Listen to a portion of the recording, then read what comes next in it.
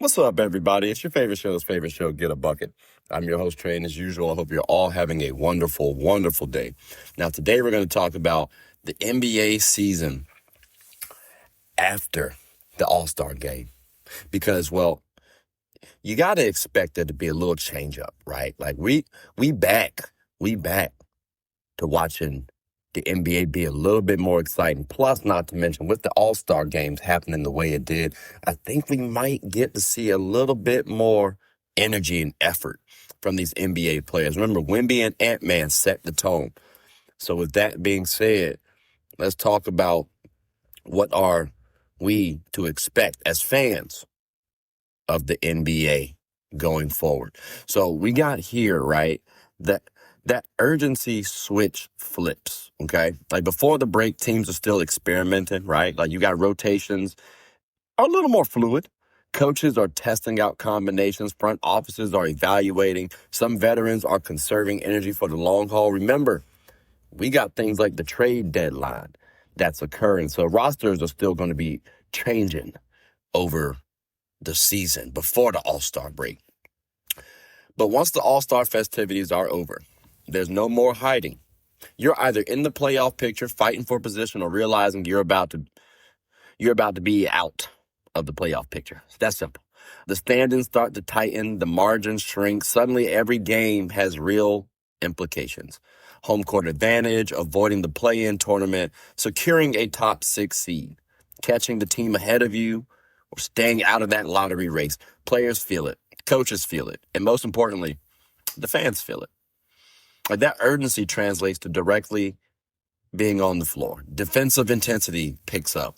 Stars log heavier minutes. Adjustments happen faster. The chess match becomes more deliberate. And the regular season stops feeling like a marathon and starts feeling more like a sprint. Now, those rotations get tighter. Basketball gets better. Now, early in the season, teams are still discovering themselves. Coaches are giving your young players developmental minutes. The bench unit experiments. Some lineups just don't work, right? After the break, the rotations shrink. Instead of being 10 to 11 guys deep, you might start seeing more 8 to 9 man rotations. The best players on the floor longer. The chemistry is clearer. The hierarchy is defined. And when the best players are playing more minutes in higher leverage situations, the product improves. We get to see more structured offense, fewer careless turnovers, in theory, more deliberate defensive schemes, hopefully, and better late-game executions, you would expect. The close games become tactical battles. Isolation possessions have context. Defensive switches are purposeful. Every possession starts to resemble basketball in the playoffs. That's when things start to get a little more fun. Now, the stars, they tend to hit their stride, right? Like I said, the first half of the season is often about rhythm. Some players start hot, others are shaking off off-season rust. Injuries also disrupt continuity. Look at the Dallas Mavericks. They were hampered with injuries. Kyrie off the break. Then Anthony Davis fractured his hand. Like that mattered to now the Mavs are looking a little bit different in today. So by the time the All-Star break actually passes, most elite players are in peak condition. Timing is sharper, legs are stronger. Some of them, especially with the younger players, their legs might be a little heavier. But for the old heads, the people who at least had experience in the NBA, their conditioning is being built up, ramped up. Same with the young players, but it's a little bit better for the people who have actually endured it. Team chemistry is more stable. This is when we start seeing those monster post-break runs. Scoring averages jump, efficiency climbs, defense focus increase, leaders take more control. The great players understand the calendar. Think about it, right? LeBron James, 41 years old? So maybe he starts ramping it up, not to mention the fact he had to shake off a little rust in the early part of the season. Because we understand what March and April really mean. We know the narratives start forming because, again, playoffs are coming up. Award conversations are happening. Seeding matters. And that extra gear, it starts showing up. You'll see superstars playing through minor injuries they might have rested earlier in the year. You'll see them close games more aggressively. You'll see fewer passive stretches. The league's best start looking like the league's best consistently. Now, the trade deadline, like I mentioned, it shakes up and creates drama. The trade deadline usually hits right before the break, the All-Star break meaning. And that's a huge factor in why the second half feels different. Imagine, right? We get new teammates, new rotations, new expectations. Imagine if Giannis had gotten traded before the trade deadline or by the trade deadline.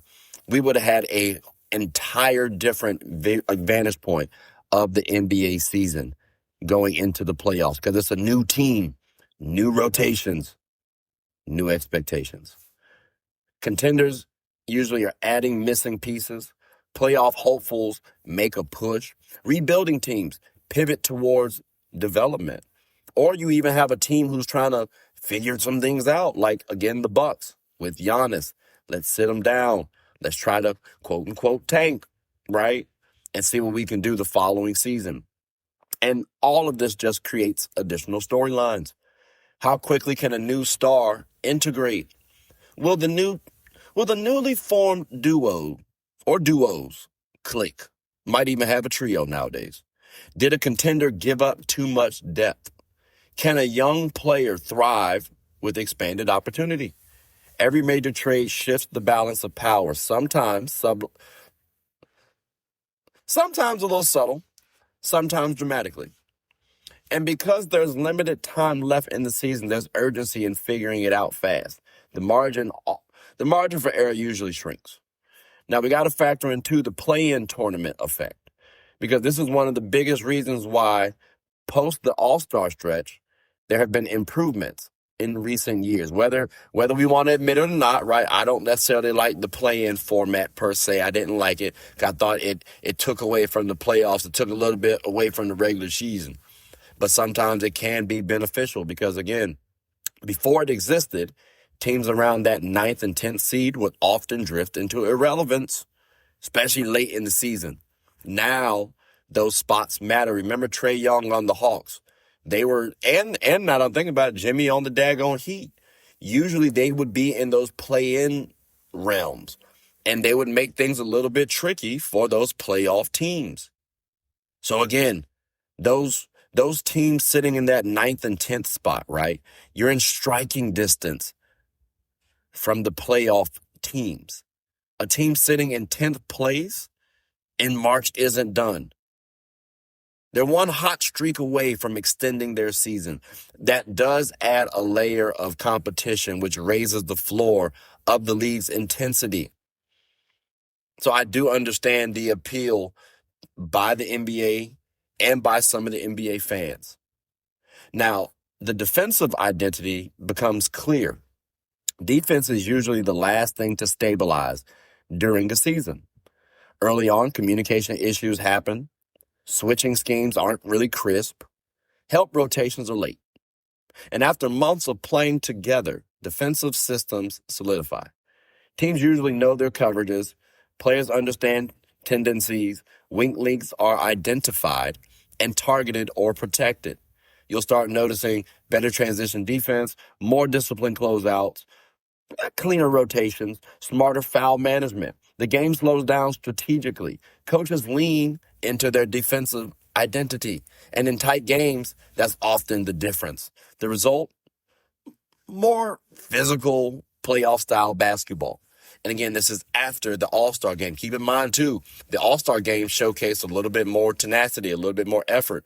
So we might be able to see that carry on into the second half of the NBA season. Speaking of the young guns, because we're talking about Anthony Edwards and Wemby setting the tone, right? Young teams either rise or reveal themselves, because that second half separates potential from reality. You also got to remember, too, young teams, they're not used to playing a lot of meaningful long games. Rookies usually play about 30, 40 games in college. Now we're playing 82 plus playoffs. Young teams that looked exciting early now have to prove sustainability. Can they win when scouting reports are detailed? Because it doesn't just count for rookies. It counts for those young players, those young teams. Can those players execute late? Can they handle pressure? That's part of the reason why we worry about teams like the Spurs? Yes. They're number 2 in the West. Good potential. They got Wemby. Can they handle that playoff pressure? They don't have that much experience, especially their core players. Some players and teams do rise. Shout out OKC for being the defending champs, right? And others do regress. Shout out to the Memphis Grizzlies. So when we clarify what makes the league more compelling, illusions disappear, contenders solidify, pretenders get exposed. There's something fascinating about watching a young core face its first real stretch run pressure. It tells you who they are and who they might become. Again, we're looking at the Thunder. People were talking about they might be the next great dynasty. We're looking at the Spurs. All right, should they have traded for Giannis? They got some interesting players, some young players. Who are they? Who might those players become? Same with teams like the Hawks, the Hornets. We got a bunch of teams to look at in this narrative. Speaking of narrative season begins. Let's be honest, right? Awards and legacy conversations, they do matter. After the All-Star break, the narrative machine kicks into high gear. MVP races intensify. Defensive Player of the Year cases sharpen. Rookie of the Year debates heat up even more so. Let's look at Concanupple and Cooper Flag. They both come from good stock. You know what I'm saying? We both Dukes out here. You know, Dookies, right? The Rookie of the Year race is going to heat up even more so. Every national televised matchup feels like a statement opportunity. It's not just a regular game. Like, we'll be more inclined to watch basketball games now. When 2 stars go head-to-head late in the season, it carries a little extra weight. Those moments shape how we remember the year, and players know that. So going into the playoffs, we will remember those matchups. So now players got to either feed into the narrative or beat the narrative. Now, the crowd energy also changes. As the playoff approaches, arenas feel different. For starters, conversations are different. Personally, I know when I was getting a haircut one time, my barber told me, hey, bro, I don't even care about the NBA season until after the All-Star break. And it's partly because of this. Remember, fans start scoreboard watching. They know the standings. They understand implications because things matter more now during the second half of the NBA season to the fans. Home crowds get a little louder, especially in March and April. Rivalries, they feel a little sharper. Road wins feel harder. The environment definitely tightens. And in the NBA, emotion does matter. Momentum swings faster, runs feel heavier, late game tension rises. It's not just better basketball. It's better theater. It's better action. It's better entertainment. So why does the NBA season improve after the All-Star break, ladies and gentlemen? Well, it's because of urgency replaces experimentation. Rotations tighten. Stars elevate. Trades shake up the balance. The play-in, it raises competitiveness. Defense sharpens. Young teams face real pressure. Narratives crystallize. The season transforms from exploration to execution. The first half is about possibility. The second half is about proof, right? Like, we have our hypothesis. Proof is ultimately shown in the second half of the NBA season. And as fans, that's when the game starts meaning more. Like I told y'all, my old barber told me he didn't care about the NBA season until after. We don't need to talk about the play-in tournament. We don't care about the in-season tournament. We don't care about that. It's cool. I hear you. We don't care about that. Because now, possession by possession, quarter by quarter, things start to matter more. So if you've been casually watching up to this point, now's the time to lock in, which, to be clear, this season was the first season where I've actually said I don't care as much about the start of the NBA season as I used to. I still paid attention. I didn't watch as many games as I usually do.